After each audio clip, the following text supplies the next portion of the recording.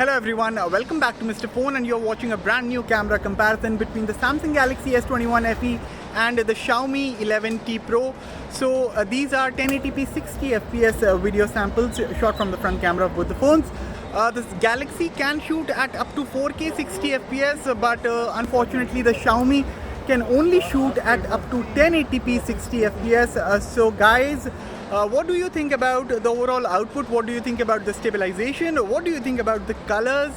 Let me know everything in the comments below, and without any further ado, let's get started with the video.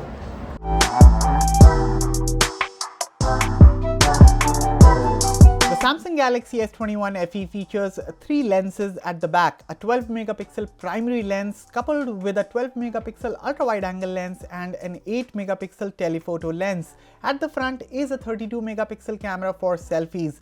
On the other hand, the Xiaomi 11T Pro also features 3 lenses at the rear: a 108 megapixel main camera coupled with an 8 megapixel ultra wide angle camera and a 5 megapixel tele macro camera. For selfies, there is a 16 megapixel camera situated in a center aligned hole punch. Looking at this first photo taken from the primary camera of both smartphones, I can instantly say that both images turned out pretty good. I mean, at this stage, given there's good light around, most modern day smartphones produce some really nice and detailed output.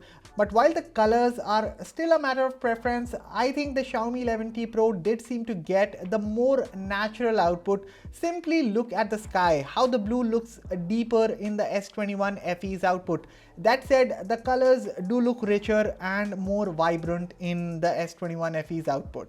Okay, moving on, in this other photo, again taken from the primary lens, both phones have done an outstanding job, and again it is simply a matter of preference here, whether you like the more neutral approach of the Xiaomi or you like Samsung's vibrant approach to colors. And by the way, these photos were taken with their respective AI and scene optimizer settings off. Apart from that, upon zooming in, you'll notice that both phones were also able to preserve plenty of details, so no complaints here. Now take a look at this image side by side. This was taken from the primary lens, and this right here is the same scene but now taken with the ultra wide angle lens of both smartphones. Now between the two, Samsung's output looks more in line with its output from the primary lens when we look at the colors, whereas Xiaomi's photo, when you compare it with the one taken from the primary lens, it looks warmer in comparison. And side by side, if you see the results from both smartphones' ultra wide angle cameras, again both performed decently well. However, details and textures turned out better on the S21 FE. For instance, look at the floor. Additionally, Samsung's ultra wide angle camera also gives you a slightly wider field of view.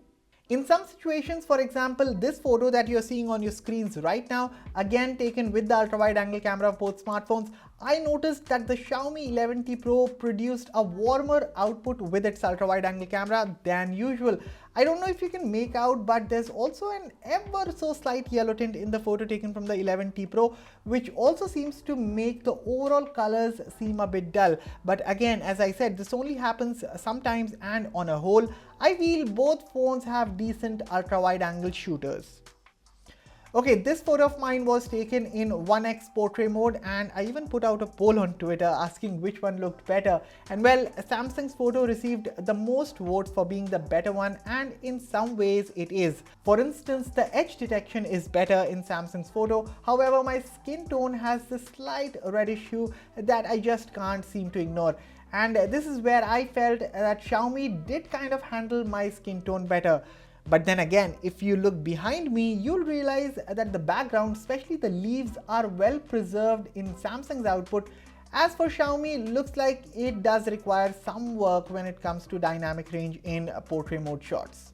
By the way, Samsung can also utilize its telephoto lens to click a 3x portrait photo. Once again, while the overall output looked nice with excellent dynamic range and good edge detection, the way the algorithm deals with skin tones could be improved. It's not major, but of course, this can be fixed by some light photo editing as well.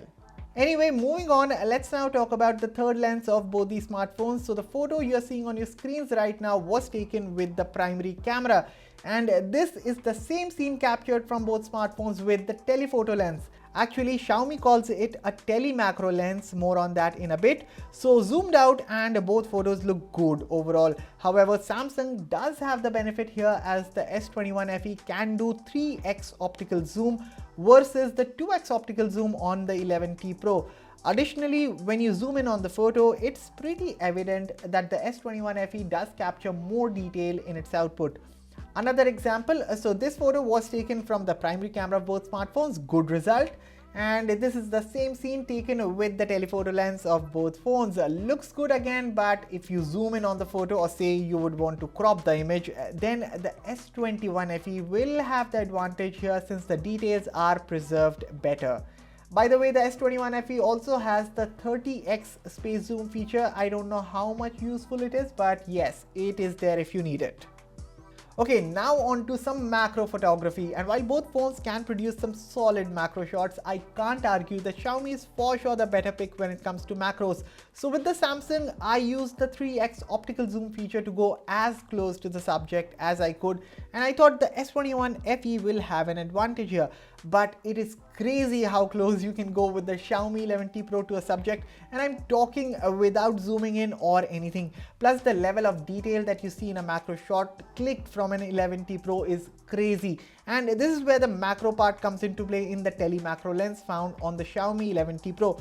So the S21 FE clicks some superb macros, but the 11T Pro is in a class of its own. It is simply better.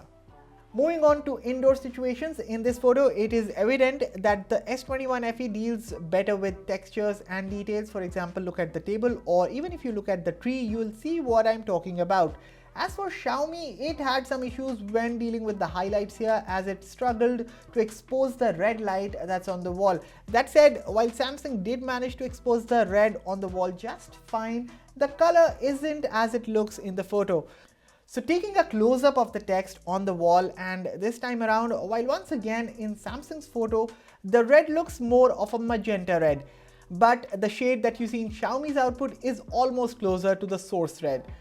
Now for the same shot taken with the room's light turned off, while both outputs do look more or less the same, I think the S21 FE once again did a slightly better job here in terms of a more detailed output. And strangely enough, this time around in this low light situation, the Samsung was somehow able to capture the text on the wall in the red color more accurately.